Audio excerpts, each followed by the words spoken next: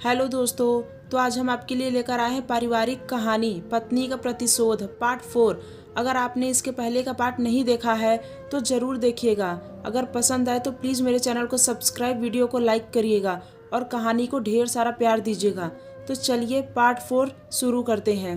तुम चाहो तो मैं ये तस्वीरें तुम्हारे व्हाट्सएप नंबर पर भेज सकती हूँ।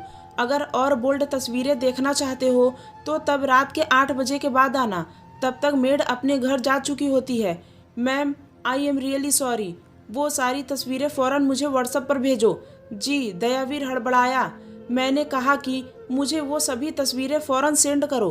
अपनी नज़र में तुमने उन तस्वीरों को कैप्चर करके बहुत बड़ा तीर मारा था, पर एक तरह से तुमने मेरा भला ही किया था। समुद्र में सफरिंग करते हुए मेरे पास कोई तस्वीर नहीं थी। तुम्हारे लिए इसमें मेरी नंगी टांगों की अहमियत होगी, पर मेरे लिए सर्फबोर्ड और समुद्र की लहरों का महत्व है। दयावीर ने अपने मोबाइल का स्विच ऑन किया। स्क्रीन पर फौरन व्हाट्सएप खुला। अब उसे समझ में आ गया कि सौम्या ने उसके मोबाइल के साथ क्या छेड़छाड़ की थी।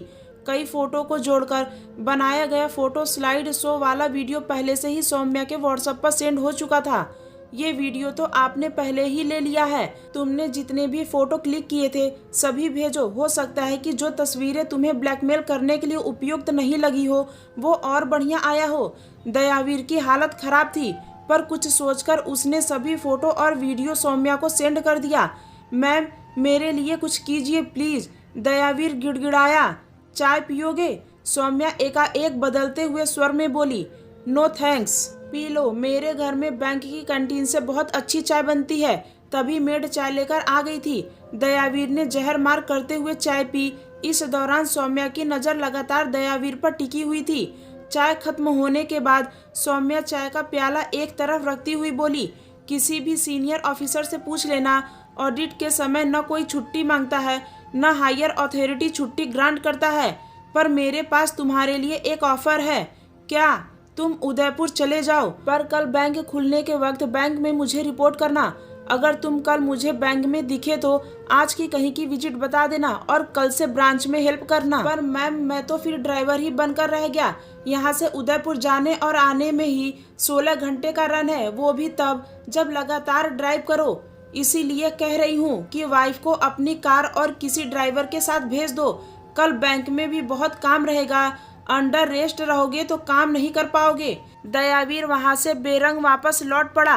अनायास ही उसे किसी अज्ञात शायर का एक शेर याद आ गया। न खुदा ही मिला न विशाल ए सनम, न इधर के हुए न उधर के हुए। उसका ब्रह्मास्त्र फुसफुसा पटाखा निकला था, जिसने धमाका तो किया नहीं, सिर्फ गंध फैलाई थी। सौम्या उसकी नीयत भी समझ गई थी और उसका काम भी नहीं हुआ था। रास्ते के एक साइड में उसने अपनी गाड़ी खड़ी की, फिर अपने कुछ सीनियर से बात की। सबकी यही राय थी कि इमीडिएट बॉस से बनाकर रखो। ऑडिट के समय छुट्टियां बहुत मुश्किल से और बहुत स्ट्रांग कारण से ही मिल पाती है। इसलिए चीफ मैनेजर की बात मानो। जो काम तुम्हारे अलावा भी कोई और कर सकता है उसे किसी और से ही करवाओ, और जो काम तुम्हारे अलावा और कोई नहीं कर सकता उसे खुद करो। तुम लोन और एडवांस का काम करते हो। कई बार अपना परफॉर्मेंस दिखाने के लिए या बड़ा बिजनेस हथियाने के लिए हम लोग नॉर्म्स को फॉलो करने में कोताही बरतते हैं। कई बार फाइल कंप्लीट नहीं होती है, हमारी समझ में होती भी है तो ऑडिटर नए नए नियमों का हवाला देता है। इसलिए तुम्हारा ऑडिट के समय वहां रहना जरूरी है। अगर सामने रहोगे तो कुछ कमियां को हाथों हाथ दुरुस्त कर लोगे या बाद में करवा लेने का वादा करके ऑडिटर को संतुष्ट कर दोगे। अगर ऑडिटर को कोई माकूल जवाब नहीं मिला तो वह रिपोर्ट में कुछ भी लिख जाएगा जिसके बारे में जवाब देना तुम्हारे लिए मुश्किल भरा होगा। साथ ही तुमसे खफा चीफ मैनेजर की तरफ से भी तुम्हें कोई सपोर्ट नहीं मिलेगा, बल्कि तुम्हारी लापरवाही के लिए तुम्हें चार्जशीट भी दिलवा देगी। बात दयावीर के भेजे में उतर गई थी तो नौकरी के दौरान किए गए कुछ गलतियों का भी उसे ध्यान आया। तुरंत निर्णय लिया और फिर दयावीर ने वहीं से एक ड्राइवर को फ़ोन किया, रेट पूछा, फाइनल किया। फिर घर पहुंचने के बाद उन्होंने कार की डिग्गी में सामान भरा। थोड़ी ही देर बाद ड्राइवर भी आ गया था। फिर ड्राइवर उदयपुर की राह में गाड़ी चला रहा था और दयावीर सौम्या को कोसता हुआ अपने परिवार के संग सफर कर रहा था। कार जयपुर की सीमा में ही थी कि दयावीर ने खुद से 8 साल छोटे भाई सत्यवीर सिंह को अजमेर में फोन किया, अपनी वस्तु स्थिति समझाई। सत्यवीर फिलहाल बेरोजगार था और सरकारी नौकरी के लिए प्रयास कर रहा था। उसकी तमन्ना थी कि वह भी अपने पिता और अपने बड़े भाई की तरह हाई प्रोफाइल गवर्नमेंट जॉब करे। सत्यवीर उस समय कोचिंग क्लासेस के लिए घर से निकल ही रहा था।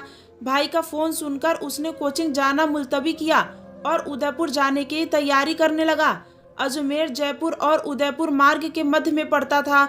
जयपुर से अजमेर 135 किलोमीटर और अजमेर से उदयपुर लगभग 300 किलोमीटर दूर था। सत्यवीर ने अपने जरूरत की चीजें रख ली थी, कुछ पुस्तकें भी डाल ली थी। अगर उदयपुर में सहायता के लिए उसे कुछ दिन वहां रुकना पड़े तो वह वहां रुककर भाभी के मायके वालों की मदद भी कर देता। अलका मुश्किल से आधे घंटे ससुराल में रुकी थी, फिर शारीरिक जरूरतों की पूर्ति कर बच्चों के लिए कुछ खाने का सामान लेकर सत्यवीर के साथ उदयपुर के लिए रवाना हो गई थी। दयावीर भी ज्यादा देर तक अपने माता पिता के पास नहीं रुका था। उसने खाना खाया, थोड़ी देर तक माता पिता से बातचीत की, घर बैठे एक बस में टिकट की बुकिंग करवाई, फिर वह वापस जयपुर के लिए रवाना हो गया था। रात के अभी 8:30 ही बजे थे कि वह वापस जयपुर में था। उसने भाई की पढ़ाई में हर्जा किया था, खुद ससुर की तीमारदारी के लिए उपलब्ध नहीं हुआ था। उसका उसे बहुत अफसोस था, पर कर भी क्या सकता था। अगर उसे अपने जीवन में तरक्की पानी थी, आगे बढ़ना था, तो अपनी कॉन्फिडेंशियल रिपोर्ट का ख्याल रखना ही था। क्या पता सौम्या की उम्र आते आते वह भी किसी बड़ी ब्रांच में चीफ मैनेजर बन जाता। भविष्य में तरक्की पाने के लिए कॉन्फिडेंशियल रिपोर्ट का निर्दोष और बेहतरीन होना भी जरूरी था। वह नहा धोकर फ्रेश हुआ। रात का खाना वह अजमेर से लेकर आया था।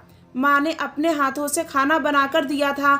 अभी खाना खाने में टाइम था, इसलिए वह किचन में खुद के लिए चाय बनाने के लिए सोच ही रहा था कि उसका मोबाइल बजा।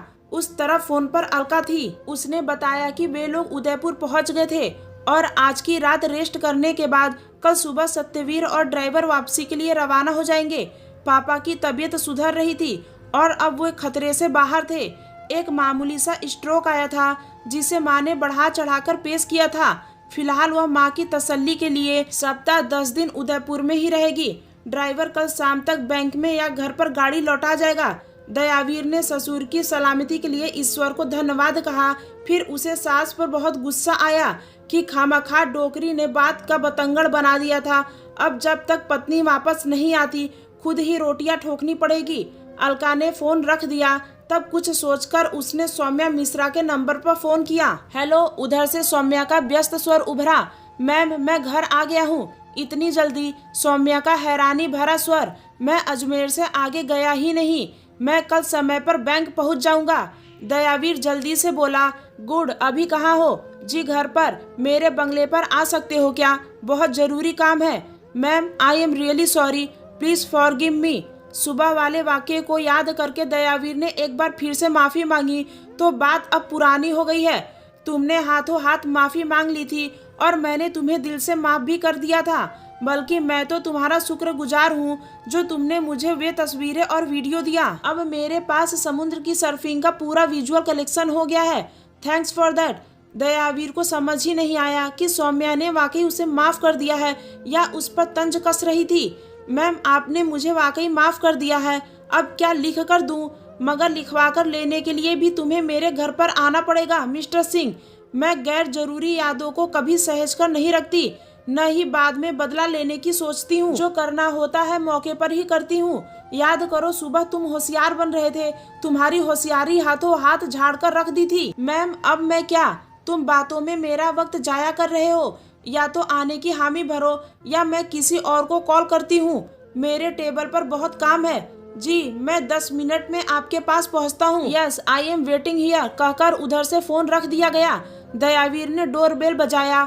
मेड ने आकर दरवाजा खोला। फिर दयावीर को ग्राउंड फ्लोर पर ही एक कमरे की ओर इशारा करती हुई बोली, सर, मैम उस कमरे में अपनी स्टडी टेबल पर बैठकर काम कर रही हैं। मुझे घर जाना है। आप दरवाजा बंद कर स्टडी में चले जाइए। दयावीर ने दरवाजा अंदर से बंद किया, फिर स्टडी का दरवाजा ढकेलकर अंदर प्रवेश किया। अंदर का माहौल किसी ऑफिस की तरह ही था। एक बड़ी सी मेज के पीछे एक रिवॉल्विंग चेयर पर सौम्या सलवार सूट पहनी हुई बैठी थी। उसके सामने कुछ फाइलें रखी हुई थी। टेबल के एक सिरे पर डेस्कटॉप था और एक और प्रिंटर से एक के बाद एक कागज प्रिंट होकर बाहर निकल रहे थे। एक साइड में कांच के दरवाजे और शेल्फों वाली एक अलमारी रखी थी। इसमें बैंक से संबंधित बहुत से नियमावली करीने से रखी हुई थी। बैठो, दयावीर पर नजर पड़ते ही सौम्या ने आदतन कहा। फिर बैठने के लिए वहाँ कोई दूसरी कुर्सी न पाकर बोली, ओह सॉरी, ऐसा करो ड्राइंग रूम से एक कुर्सी उठाकर ले आओ। दयावीर ड्राइंग रूम की ओर जाने के लिए पलटा। एक मिनट, तुम आए कैसे हो? मेरी स्कूटी से। और स्कूटी खड़ी कहाँ की है? जी रोड पे। तुम्हें यहाँ काफी देर तक रुकना पड़ सकता है। स्कूटी अहाते के अंदर ले आओ, नहीं तो पता चला कि स्कूटी चोरी हो गई और तुम्हें रात में पैदल ही अपने घर जाना पड़ रहा है। 5 मिनट के अंदर दयावीर ने स्कूटी को कैंपस के अंदर किया। पहले कैंपस का, फिर बंगले का दरवाजा अंदर से बंद किया। फिर एक कुर्सी ड्राइंग रूम से ले जाकर सौम्या के सामने बैठ गया। दोनों के बीच 3 फुट चौड़ी और 5 फुट लंबी ग्लास टॉप की टेबल थी। ये लिस्ट देखो, डर्टी रास्कल ने स्टेशनरी की जो लिस्ट भेजी है वही 20,000 से कम की नहीं होगी। कमबख्त कुछ भी और कितना भी मुंह खोल लेते हैं। दयावीर ने देखा वह एक प्रिंट आउट है जो किसी ने व्हाट्सएप पर सौम्या को भेजा था। उस कागज पर न भेजने वाले का नाम पता दर्ज था, न पाने वाला का नाम पता। सिर्फ कागज पर टाइप पर फोटो खींचकर फॉरवर्ड किया गया था। यह ऑडिटर की डिमांड है। हाँ, और कल से तुम्हारी ड्यूटी ये है कि कमीनों के स्वागत सत्कार में, खाने पीने में कोई कोर कसर नहीं होनी चाहिए। जितना तवज्जो तुम्हें तुम्हारे ससुराल में सास ससुर से मिलता है उतना ही इन लोगों की करना। यानी मैं इसे अपना दामाद मान लूं, चाहो तो ससुर भी मान सकते हो। अगर तुम तुम्हारे ससुर की सेवा अच्छी तरह से कर सकते हो तो ससुर ही मान लूंगा। शाबाश, ये जो खाए वो खिलाना, जो पिए वो पिलाना, बिल मेरे नाम का बनवा लाना, इसका भी और अपना भी। जी मैं समझा नहीं, जब इसकी टीम को खिला पिला रहे होगे तो तुम क्या चपरासी हो या उससे कम लेवल के आदमी हो? अभी बीवी घर पर नहीं है तो तुम्हें भी घर में खाने पीने की दिक्कत होगी ही।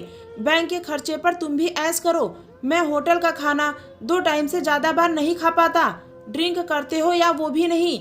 कभी कभार कर लेता हूँ पर उसकी आदत नहीं। गुड, क्या लेते हो? विस्की, जीत, वोडका या रम? मैम, खरीद कर कभी पिया नहीं, फ्री में जो मिल गया चख लिया। हमारे जैसों के लिए तो जिससे नशा हो जाए वही शराब है। सौम्या हंसी, फिर कुछ फाइलें उसकी तरफ सरकाती हुई बोली, तुम इन फाइलों को चेक करके देख लो, कोई कमी दिखे तो बताओ। अगर कमियां दूर कर सकते हो तो करो, नहीं तो बाद में देखते हैं कि क्या कर सकते हैं। इसके लिए मुझे सिस्टम के सपोर्ट की जरूरत पड़ेगी। दयावीर बोला, इधर आकर बैठो, कहकर सौम्या रिवॉल्विंग चेयर से उठ गई।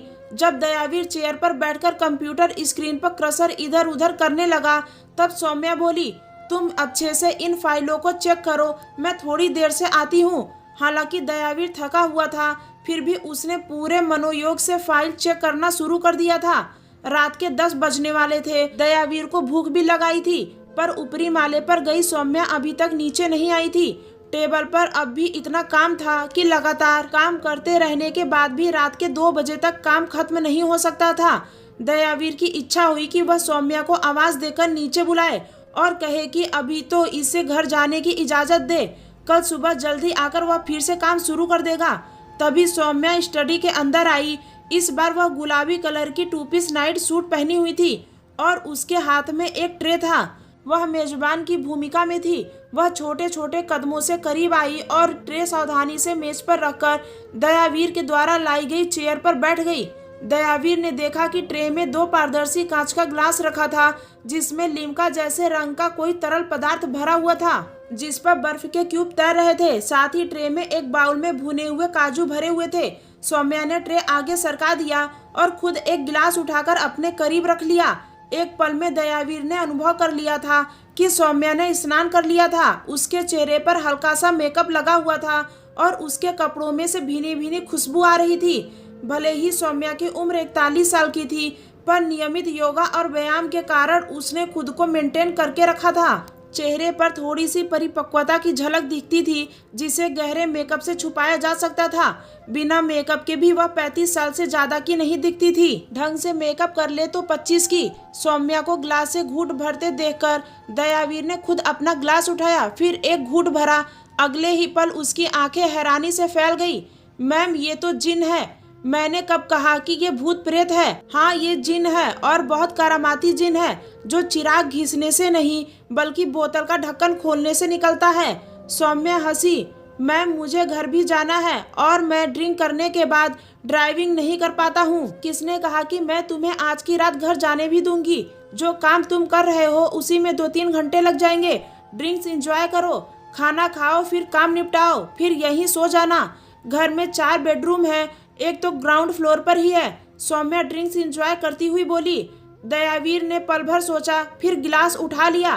दोनों ने ड्रिंक्स के साथ काम निपटाना शुरू कर दिया। इसके बाद क्या होगा दोस्तों, आगे की कहानी जारी रहेगी। बहुत जल्दी भाग 5 आएगा, तो चैनल को सब्सक्राइब करके रखिएगा, वीडियो को लाइक कर दीजिएगा। धन्यवाद दोस्तों।